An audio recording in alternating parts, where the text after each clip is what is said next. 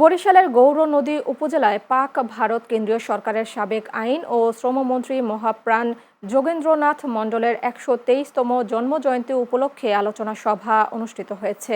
বৃহস্পতিবার উপজেলার ২ নম্বর বার্থি ইউনিয়ন পরিষদ এলাকার মৈস্তারকান্দিতে মহাপ্রাণ যোগেন্দ্রনাথ স্মৃতি পরিষদের আয়োজনে আলোচনা সভা অনুষ্ঠিত হয়। মহাপ্রাণ যোগেন্দ্রনাথ স্মৃতি পরিষদের সভাপতি মন্টু লাল মণ্ডলের সভাপতিত্বে সভায় প্রধান অতিথির বক্তব্য রাখেন বরিশাল ১ আসনে বিএনপির মনোনীত প্রার্থী এম জহির উদ্দিন স্বপন।